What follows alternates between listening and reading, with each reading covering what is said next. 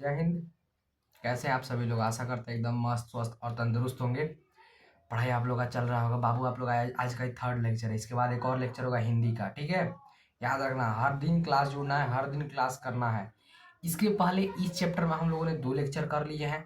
2 lecture में क्या क्या देख लिए हैं? पहले यूरोप के राष्ट्र के परिचय उरिचय के बारे में देखा। फिर हम लोगों ने देखा कैसे यूरोप के राष्ट्र की भावना क्या था, क्यों हुआ, क्या कारण था, कैसे हुआ, कैसे शुरुआत हुआ। ठीक है, ये सब हम लोगों ने देख लिया बाबू।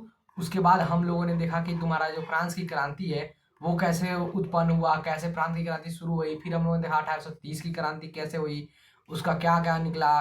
तो हम लोगों ने देखा था कि जो लुई 18वां था उसके स्थापित करने के बाद उसको कैसे हराया गया। फिर लुई फिलिप को तुम्हारे लुई फिलिप को 1830 ईस्वी में राजगद्दी पे संभाला गया, मतलब राजगद्दी पे बिठाया गया लुई फिलिप को।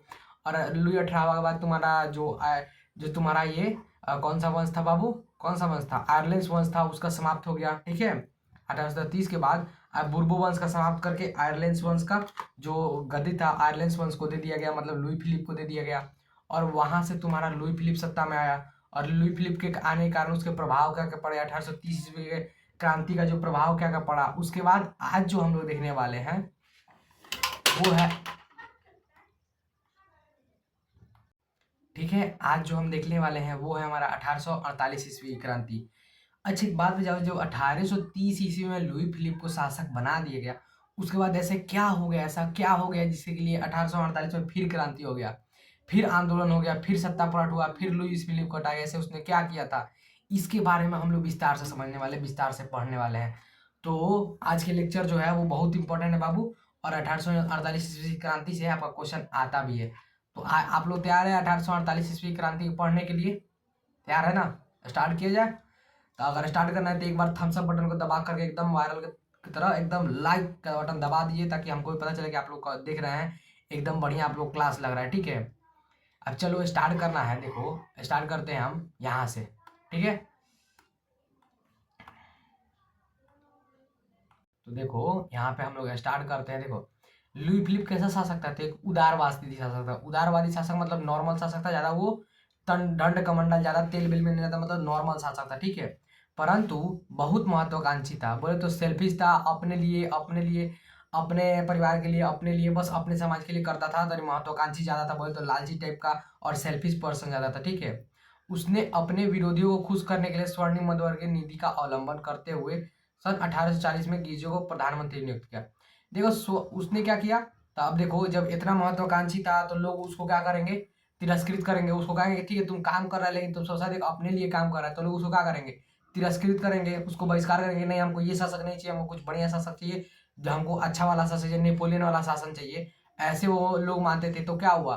तो वो क्या किया? वो अपने विरोधियों को खुश करने के लिए स्वर्णिम मध्यवर्गीय नीति लाया। स्वर्णिम मध्यवर्गीय नीति का था बाबू।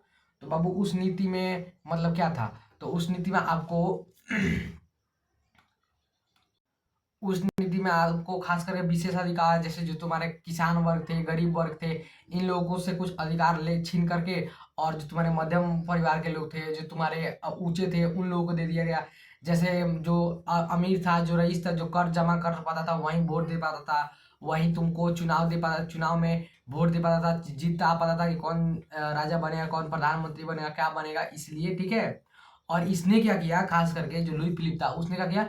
तो गीजो को प्रधानमंत्री नियुक्त कर दिया। किसको बाबू? तो गीजो को प्रधानमंत्री नियुक्त कर दिया, जो कि कट्टर प्रतिक्रियावादी था। उसका कहना था गीजो का कि देश किसी का भी हो, मतलब देश हमारा है तो उसके अंदर शासन मैं ही करूंगा, इसके अलावा कोई इसमें अगर शुरू हुआ, कोई एक आंदोलन हुआ, कोई एक बढ़ाव चढ़ाव हुआ, तो वहां पे नहीं होना चाहिए। अगर हो रहा है तो उसको दबाओ, साम दाम दंड भेद किसी भी तरीके से उसको खत्म करो। प्रतिक्रियावादी शासक था, बहुत खतरनाक शासक था। ठीक है, वह किसी तरीके के वैधानिक, ठीक है, संवैधानिक संवैधानिक, सामाजिक, ठीक है, और आर्थिक सुधारों के विरुद्ध था। वो नहीं चाहता था समाज में ना ही संवैधानिक सुधार हो, मतलब ना ही कोई बढ़िया नियम आए, ना ही कोई सामाजिक सुधार हो, लोगों को शिक्षा उक्षा रोजगार दिया जाए। और वो नहीं चाहता था कि लोगों को आर्थिक रूप से मुक्त किया जाए, मतलब बढ़िया से उनको रोजगार, उनको सेवा, उनको जो चाहिए वो प्रदान कराया जाए, जिससे उनकी आर्थिक स्थिति सही हो जाए। वो नहीं चाहता था। वो चाहता था कि जैसे हैं जो लुई 18वां करता था, लुई 16वां किया, उसी के जैसा चाहिए। ठीक है, लुई फिलिप ने पूंजीपति वर्ग के साथ रखना पसंद किया। लुई फिलिप ने किसका साथ रखना पसंद किया बाबू? तो पूंजीपति वर्गों का साथ, ठीक है, पूंजीपति वर्गों का साथ रखना है, जिसे शासन के कार्यों में अभिरुचि नहीं थी। जिसे किस कार्य में रुचि नहीं थी बाबू? शासन के कार्य में, ठीक है। और जो अल्पमत भी थे, अल्पमत में भी था, ठीक है। उसके उसके पास किसी भी तरह के सुधारात्मक कार्य नहीं था, ठीक है। अब इसको पढ़ लेके पढ़ाए थे, उसके बाद आपको बताएंगे। और न ही उसे विदेश नीति में ही किसी तरह की सफलता हासिल हो रहा था, ठीक है। अब देखो यहाँ पे देखो क्या था, जो तुम्हारा लुई फिलिप था वो क्या कर रहा था? वो किसको कर रहा था? वो पूंजीपति वर्ग का समर्थन कर रहा था। पूंजीपति वर्ग का साथ रखना मतलब जो पैसा वाला है, जो अमीर है, उसको साथ रखना चाह रहा था कि जो अगर शासन करेंगे तो उसमें कोई दिक्कत आएगा तो ये पूंजीपति वर्ग तुम्हारा साथ देगा, इसलिए वो अपने साथ रख रहा था पूंजीपति वर्ग को, ठीक है। और शासन कार्य में लेकिन उसका कोई अभिरुचि नहीं था, वही नहीं चाहता शासन करने का। वो खास करके पूंजीपति वर्ग का महत्वाकांक्षी था, वो बस सेल्फिश आदमी टाइप का था, ठीक है। और जो अल्पमत भी था और बहुत कम वोटों से जिताया गया था।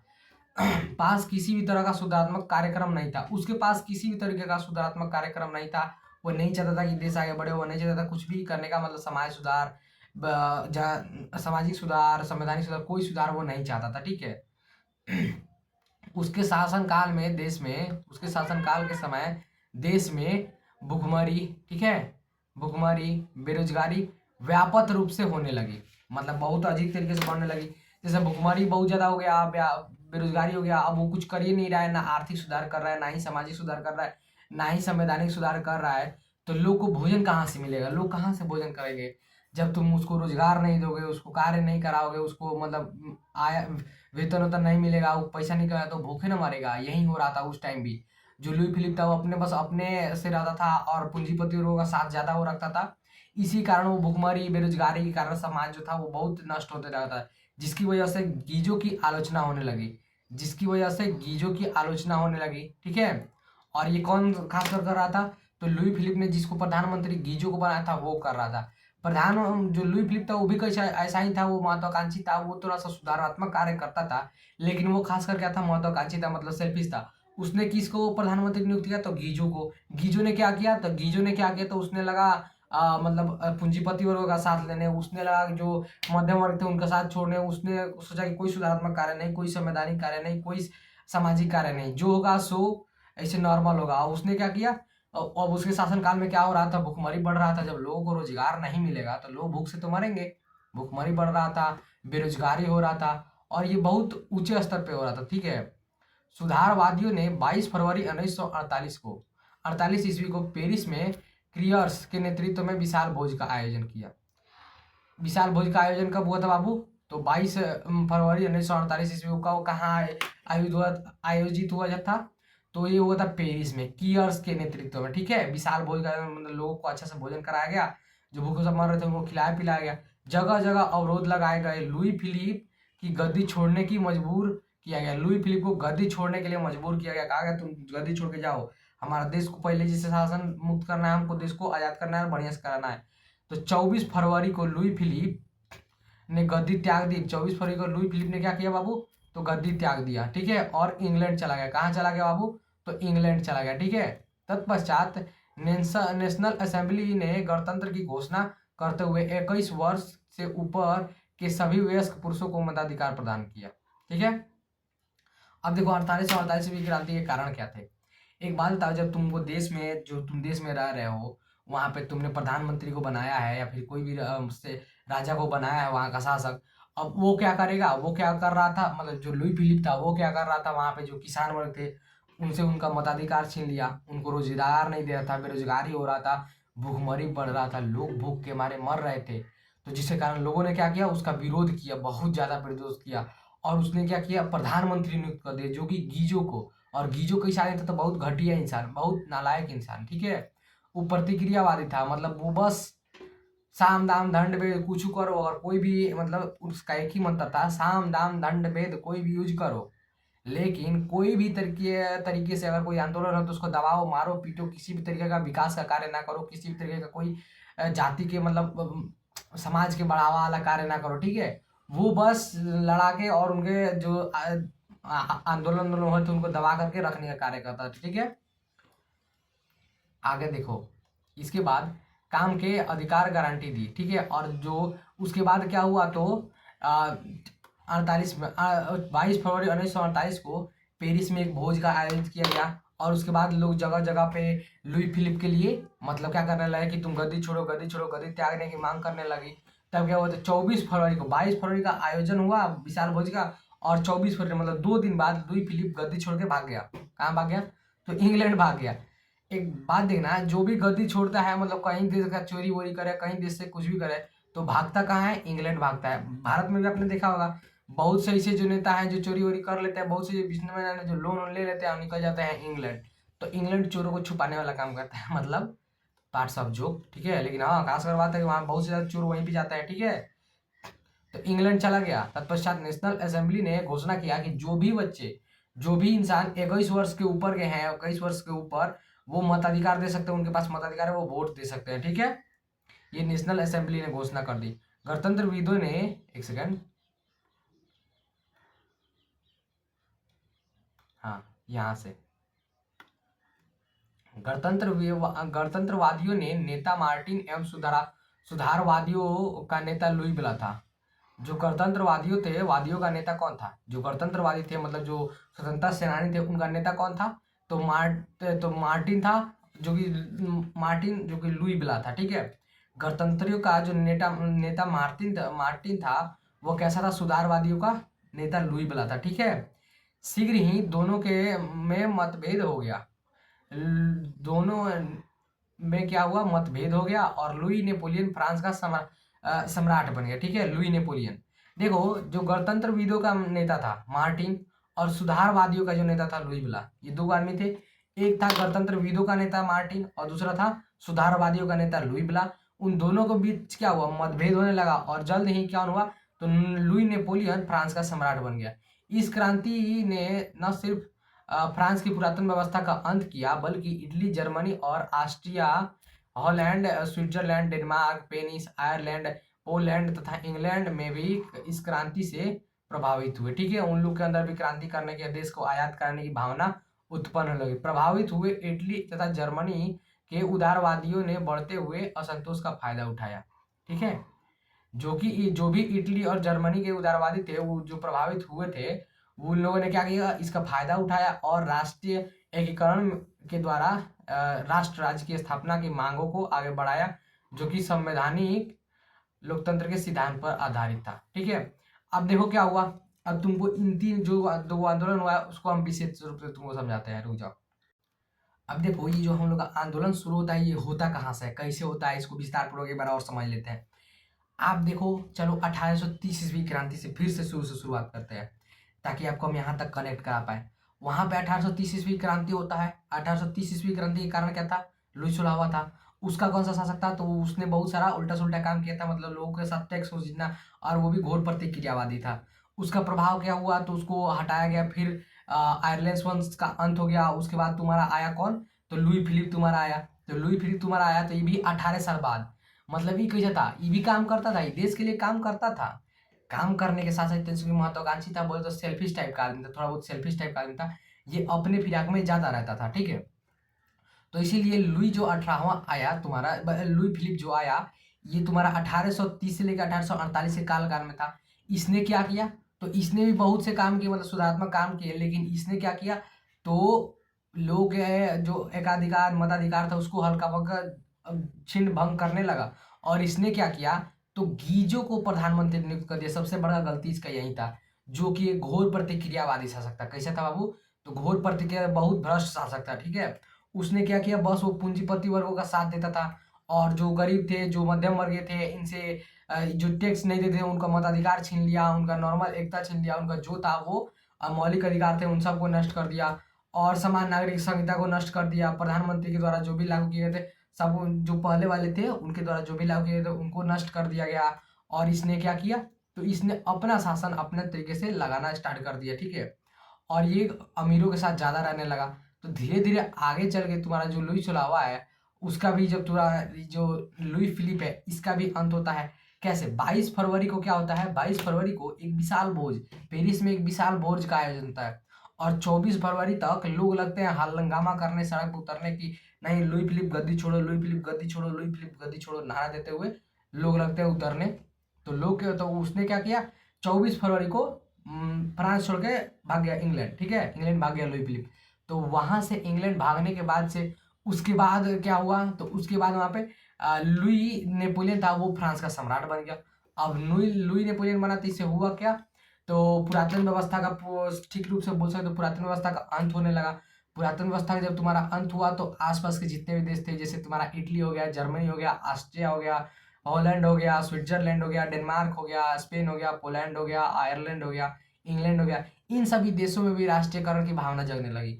इन सभी देशों में भी जो लोग रहते थे, जिनको लगता कि नहीं हमारा शासक भ्रष्ट है, वो क्या करने लगे, अपने देश में लोकतंत्र की मांग करने लगे, संवैधानिक शासन की मांग करने लगे, ठीक है, चुनाव उनाव की मांग करने लगे। तो ये जो हुआ ना, तो यहाँ जो 1830 और 48 की जो क्रांति थी, ये बोले तो पूरे यूरोप में, पूरे विश्व में क्रांति की तरह, पूरे विश्व में एक आग की तरह, चिंगारी की तरह फैल गई। पूरे विश्व में तुम्हारे लोग जो भी शासन में थे, वो सब क्या करने लगे, वो भी सब स्वतंत्रता की मांग करने लगे, ठीक है। तो एक बात बताओ, उसके बाद आता है इटली का एकीकरण। अब हम लोग का शुरू होता है, अभी जाता है इटली के पास, मतलब इटली से अभी कहानी शुरू होता है। पहले तो फ्रांस तक था, तो फ्रांस तक सीमित था, अब चला गया इटली के पास तक। अब इटली में देखो, इटली की जो क्रांति है, इसमें इटली के एकीकरण में, इटली 19वीं शताब्दी के आरंभ में एकमात्र भौगोलिक अभिव्यक्ति था, ठीक है, भौगोलिक अभिव्यक्ति था, जहां कोई स्वतंत्र राज्य नहीं हुआ करते थे, ठीक है। इस कारणवश अलगाव की भावना थी। इटली के एक राष्ट्र के, एक सेकंड, इटली के एक राष्ट्र के रूप में स्थापित होने में भौगोलिक, एक सेकंड, भौगोलिक समस्या के अलावे कई अन्य समस्याएं भी थी, ठीक है। अब देखो, जो 19वीं से 18वीं शताब्दी का आरंभ होता है, देखो देखो यहाँ पे तुम्हारा, जैसे ही तुम्हारा 19वीं शताब्दी का आरंभ होता है, वहां पे इटली क्या है, एक भौगोलिक अभिव्यक्ति, मतलब बोले तो एक बस भूभाग है, उसका कोई उतना जान पहचान, कोई उतना चर्चा उर्चा नहीं है, और ना ही कोई वहाँ का स्वतंत्र राज्य हुआ करते थे, ठीक है, और जहाँ कोई स्वतंत्र राज्य हुआ करते थे, ठीक है, वो एक स्वतंत्र राज्य हुआ करता था, वहाँ पे कोई उतना शासन नहीं था। इस कारणवश वहाँ पे लोगों के पे में क्या हुआ, अलगाववाद की भावना जन्मने लगी, लोग लगे अलग रहने, मतलब अपने से अलग अलग मानते थे, सबको अलगाववाद की भावना जन्मने लगी, ठीक है। इटली के एक राष्ट्र के इटली के एक राष्ट्र के स्थापित होने में भौगोलिक समस्याएं के अलावा कई राजनीतिक समस्याएं भी थी, कई अन्य समस्याएं भी थी। कुछ राजनीतिक समस्याएं थी, कुछ आर्थिक समस्याएं थी, कुछ और भी तरीके की समस्याएं थी, ठीक है। तो इटली के एकीकरण में बहुत सारी समस्याएं थी, जैसे इटली में ऑस्ट्रिया और फ्रांस जैसे विरोधी राष्ट्रों का हस्तक्षेप था। अब इटली में देखो, ऑस्ट्रिया और फ्रांस जैसे विरोधी राष्ट्रों का हस्तक्षेप था। कैसे, तो फ्रांस में तुम्हारा कौन शासक बना था, तो लुई नेपोलियन बना था। अच्छा, उसके पहले कौन था, लुई 16 हुआ था। ये सब तुम्हारे थे ना, फ्रांस के शासक थे। तो वो लोग इटली के एकीकरण में बहुत बड़े बाधा थे। और जो ऑस्ट्रिया था, वहां का चांसलर कौन था बाबू, तो वो था मेटरनिख। वो था तुम्हारा मेटरनिख, जो कि एक बहुत घटिया, मेटरनिख एक बहुत घटिया शासक था। और उसने क्या किया, तो वो भी फ्रांस के, मतलब इटली के एकीकरण में बहुत भारी बाधा उत्पन्न करता था, ठीक है। जब कोई इटली के एकीकरण की बात करता था, तब क्या करता था, उसको जाकर दबाने लगता था, ठीक है। अतः इटली के एकीकरण, इनका विरोध अस्वाभाविक था, ठीक है। इधर राजधानी रोम में, इधर राजधानी, एक सेकेंड, इधर राजधानी रोम भी पोप के प्रभाव में था। इधर जो राजधानी थी वो रोम, वो किसके प्रभाव में था, वो तुम्हारे पोप के प्रभाव में था। इटली जो राजधानी क्या है, रोम है, वो किसके प्रभाव के अंडर था, वो तुम्हारे पोप के अंडर था, ठीक है। पोप की इच्छा थी कि इटली का एकीकरण स्वयं उसके नेतृत्व एवं धार्मिक दृष्टिकोण से हो, न कि शासकों के नेतृत्व में, ठीक है। अब जो पोप था, वो चाहता था कि जो तुम्हारा इटली है, उसका एकीकरण किसके नेतृत्व में हो, तो उस पोप के नेतृत्व में हो। पोप के नेतृत्व में होने से क्या बेनिफिट होता, तो वो धार्मिक एक देश बन जाता, मतलब तो वो तुम्हारा क्रिश्चियनिटी देश बन जाता। उससे होता क्या, वहाँ पे सबसे जो पावरफुल होता वो तुम्हारा पोप होता, और वहाँ पे राजा वोजा कोई उतना पावरफुल नहीं होते थे। इसीलिए उसका मानना था कि ये जो है, ये धार्मिक दृष्टिकोण से मेरे अंडर हो, ठीक है।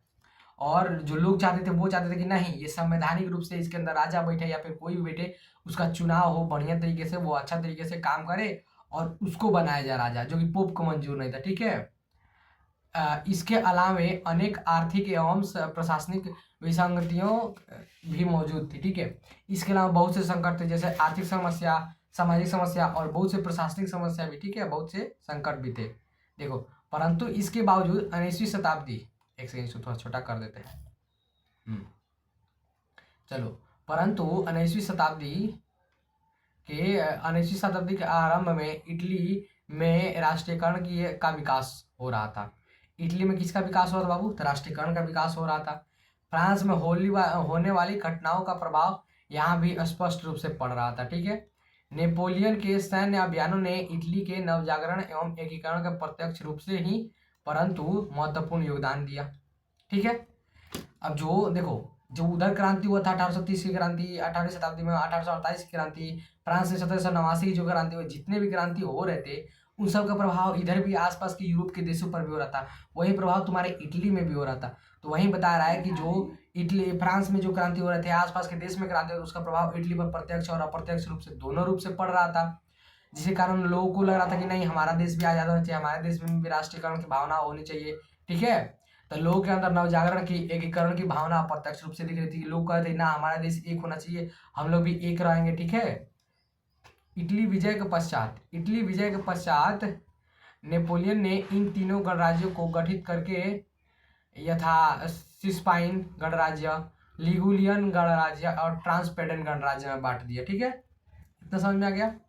अब जब ये यहाँ पे जब नेपोलियन ने शासन किया था तो नेपोलियन जब इसको जीता था तो उसने क्या किया, इटली को एकत्रित करके जितने भी छोटे बड़े टुकड़े थे उनको एकत्रित करके 3 बड़े गणराज्य में बांट दिया।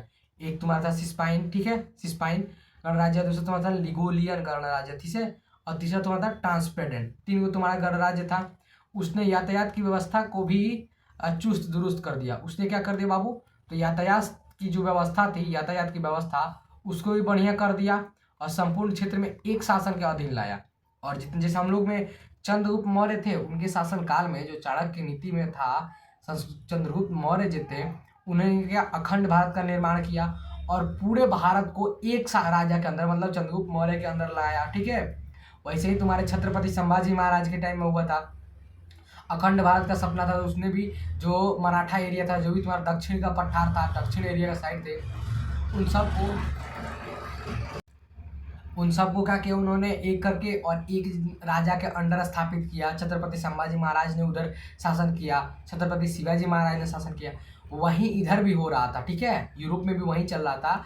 जो नेपोलियन था उसने भी वहीं किया, सारे प्रदेश को जीत करके उनको एकीकृत करके और उसके अंदर एक शासन का अंदर अधीन किया, मतलब नेपोलियन ने अपने अंदर अधीन किया। ठीक है, इन सभी कारणों से वहाँ में जागृति आई और जो इन सभी कारण से वहाँ पे क्या हुआ, तो लोगों के अंदर राष्ट्रवाद की भावना पनपने लगी। उनको लगा कि हाँ, हमारा शासन ऐसा होना चाहिए, हमारा जो राजा नेपोलियन है ये जो बढ़िया काम कर रहा है, हमारे देश को बढ़िया आगे प्रगति की ओर कर रहा है, कोई भेदभाव नहीं हो रहा है और जो शासन है वो पूरे देश के लिए हो रहा है। ठीक है, नेपोलियन का पतन जब 1814 में हुआ, इसके पश्चात वियना कांग्रेस 1815 में हुआ, ठीक है, द्वारा इटली को पुराने रूप में लाने का उद्देश्य इटली के 2 गणराज्य सार्डिनिया पिडमाउंट का एकीकरण कर दिया गया।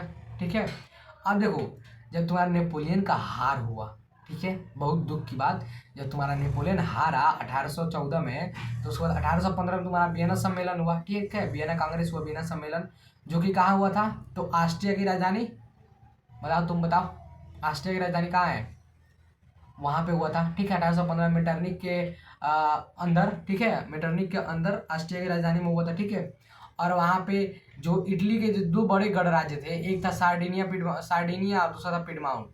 एक सार्डिनिया और दूसरा पिडमाउंट का एकीकरण करके कर दिया गया। ठीक है, एकीकरण कर दिया गया।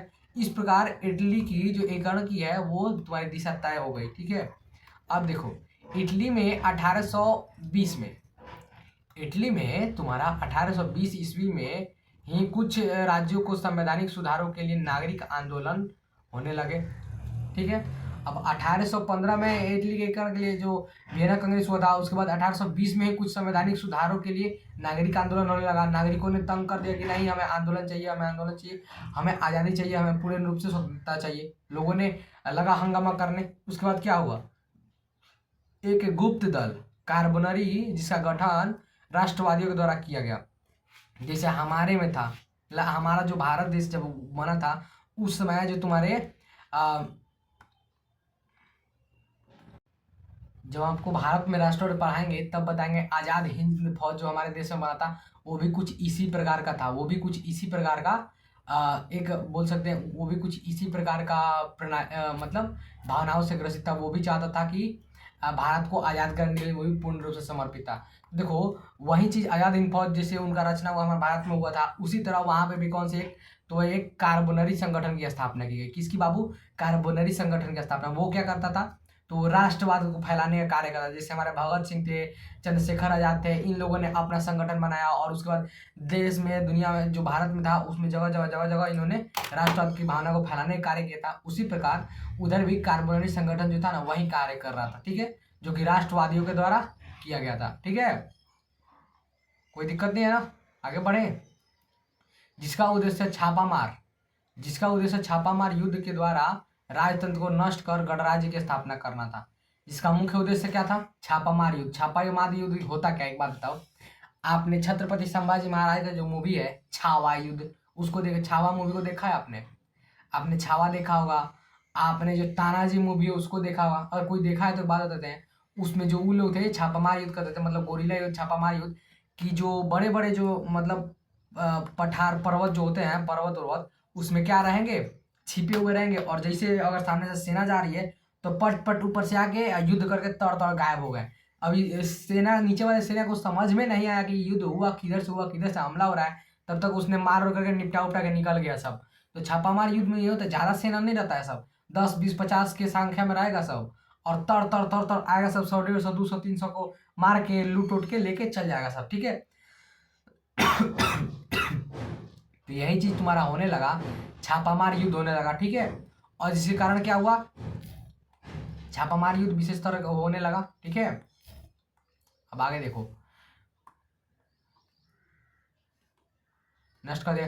प्रसिद्ध राष्ट्रवादी नेता मेजनी का संबंध इस दल से था। जो प्रसिद्ध तुम्हारे राष्ट्रवादी जो नेता था मेजनी, मेजनी का संबंध अगर पूछ दिया कि मेजनी का संबंध किस दल से था, तो आप क्या बताओगे बाबू? तो आप बोलना कार्बोनरी से था। किससे था बाबू? तो कार्बोनरी से था, ठीक है। मेजनी का संबंध किससे था? तो कार्बोनरी से था, ठीक है। 1830 ईस्वी में फ्रांसीसी क्रांति के प्रभाव से इटली भी अछूता नहीं रहा। जो तुम्हारा 1830 ईस्वी का क्रांति हुआ था वो फ्रांस में, उससे तुम्हारा इटली भी अछूता नहीं रहा। इटली में भी वो क्रांति आने लगी, उसका प्रभाव इटली में भी दिखने लगा। इटली में भी लोग कहने लगे कि नहीं, हमें हमारे अंदर भी संवैधानिक शासन होना चाहिए, हमको भी कोई बढ़िया शासक चाहिए, हमें भी राष्ट्रवाद की भावना चाहिए। ये सब होने लगा, ठीक है। नागरिक आंदोलन शुरू हो गए, नागरिकों में आंदोलन शुरू हो गए, नागरिक कहने लगे नहीं हमें भी चाहिए। मेजनी ने इन नागरिक आंदोलन का उपयोग किया। मेजनी ने क्या किया? इन नागरिक आंदोलन का उपयोग किया और करते हुए उत्तरी एवं मध्य इटली को एकीकृत गणराज्य स्थापित करने का प्रयास किया। उसने क्या किया बाबू? तो उत्तरी और जो मध्य इटली है उसको क्या करने, उसको राष्ट्रीयकृत एकीकृत करने का प्रयास करना स्टार्ट कर दिया, ठीक है। लेकिन ऑस्ट्रिया का चांसलर मेटरनिक, जो ऑस्ट्रिया का जो चांसलर था मेटरनिक द्वारा इन राष्ट्रवादी नागरिक आंदोलन को दबाया दिया गया। और ऑस्ट्रिया का जो चांसलर मेटरनिक था वो क्या किया? इस राष्ट्रवाद की जो आंदोलन था उसको दबा देगा। आपको कहा गया ना, आपको हम शुरू में पढ़ाए हैं कि जो हमारा इटली का एकीकरण है ना उसमें सबसे अधिक बाधा कौन सा था? तो दो को तुमको बताए थे। एक कौन सा था? तो तुम्हारा फ्रांस था, ठीक है, फ्रांस था। और दूसरा कौन सा था? तुम्हारा ऑस्ट्रिया था, ऑस्ट्रिया, ठीक है, ऑस्ट्रिया था। तीसरा तुम्हारा जर्मनी था, ठीक है। जर्मनी, जर्मनी नहीं था, जर्मनी नहीं था, लेकिन ऑस्ट्रिया, जर्मनी नहीं था। जर्मनी झूठो बदनाम मत करो जर्मनी को। ऑस्ट्रिया था और तुम्हारा फ्रांस था। जब ये दोनों तुम्हारे इटली के एकीकरण में सबसे अधिक बाधा थे, ठीक है। ऑस्ट्रिया और उसके बाद मेजनी को क्या करना पड़ा बाबू? तो उसके बाद मेजनी को इटली से पलायन करना पड़ा, इटली से छोड़ के जाना पड़ा। बहुत दुख की बात है। अब आगे देखो तो थोड़ा मेजनी के बारे में पढ़ते हैं, कैसा था मेजनी, क्या था मेजनी, क्या उसके अंदर क्या थी क्या नहीं थी, उसके बारे में हम लोग देखते हैं, ठीक है। अब देखो, मेजनी तुम्हारा साहित्यकार, गणतांत्रिक विचारधाराओं का समर्थक था, ठीक है, और योग्य सेनापति भी था। क्या था बाबू? योग्य सेनापति था, ठीक है। मेजनी का था, तो मेजनी तुम्हारा साहित्यकार, एक साहित्य लिखने वाला, बढ़िया ग्रंथ अपने हिसाब से, जो उसको फिलोसोफर था, ठीक है। और गणतांत्रिक विचारों, मतलब देश जो आज़ाद है वो संविधान के अंदर होना चाहिए, वहाँ का जो शासक होना चाहिए वो चुना जाना चाहिए, लोगों के मत से चुना जाना चाहिए, तो वो। और योग्य सेनापति था, मतलब जिसे एक सेनापति को होना चाहिए, अपने राजा के रणनीति बनाने वाला, अपने राजा के जो सिपाही है उनको कैसे कैसे युद्ध के लिए तैनात करने वाला, वो बहुत प्रखर योद्धा था, ठीक है, और बढ़िया से सेनापति था, ठीक है। इसके बाद तुम्हारा,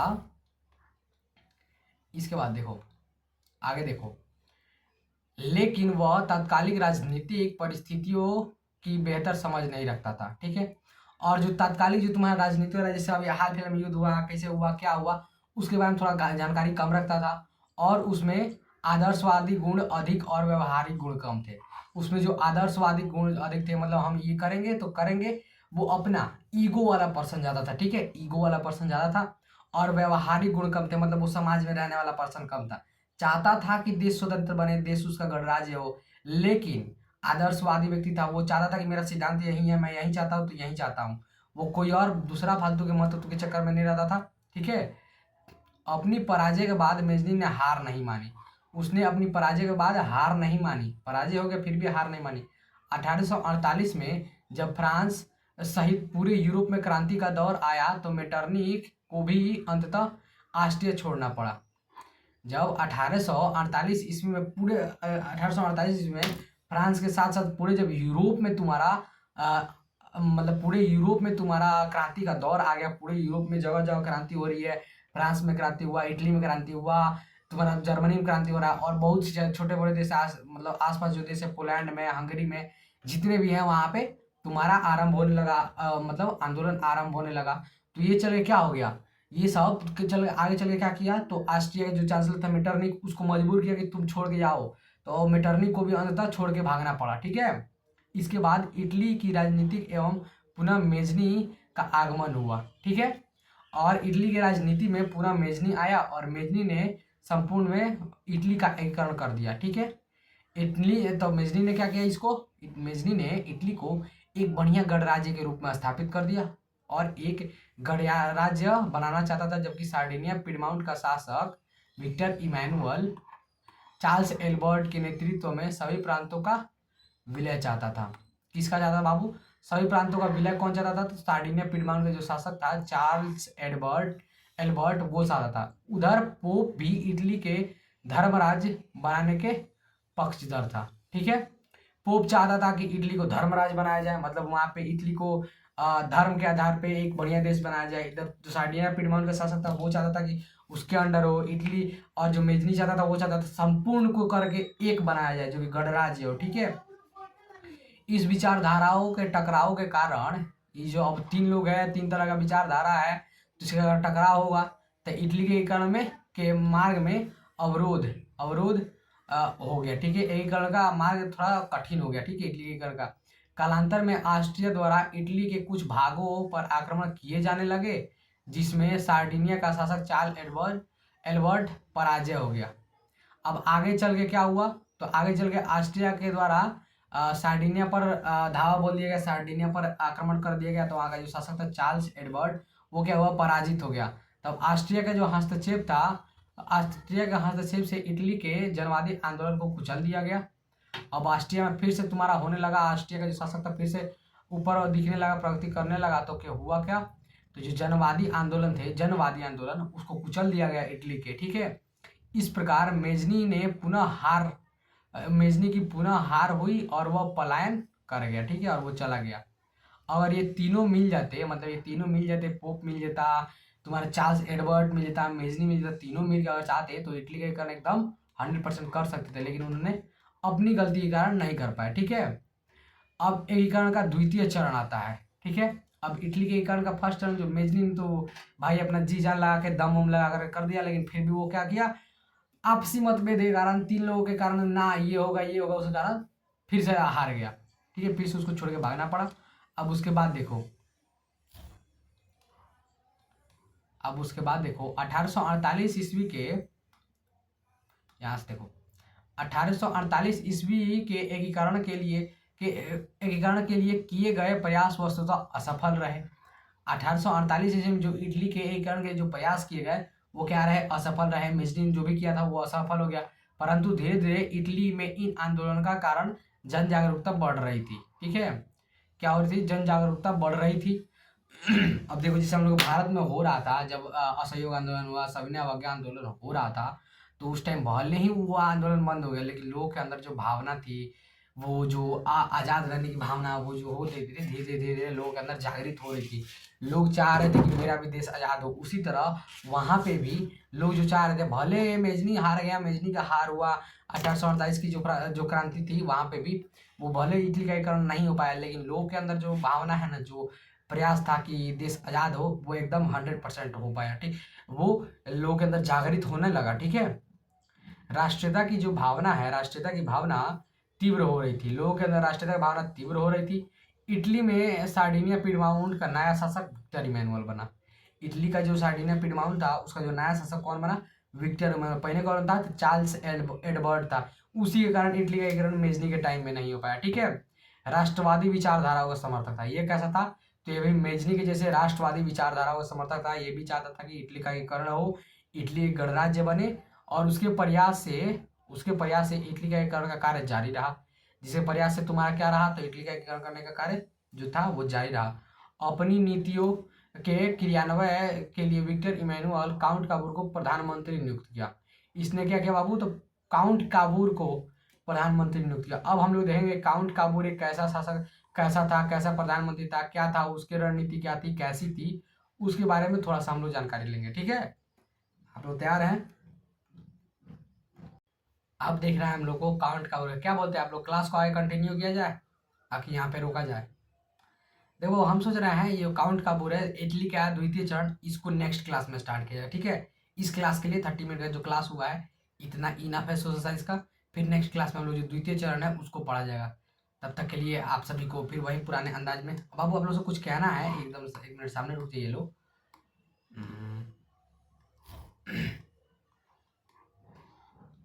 बाबू, अगर आप लोग को कोई दिक्कत हो रहा है, क्लास में कुछ प्रॉब्लम आ रहा है, कुछ समझ में नहीं आ रहा है, तो आप लोग कमेंट बॉक्स में बताइए लो। एक प्यारा सा कमेंट कर दिएगा और मेरा हौसला बढ़ेगा।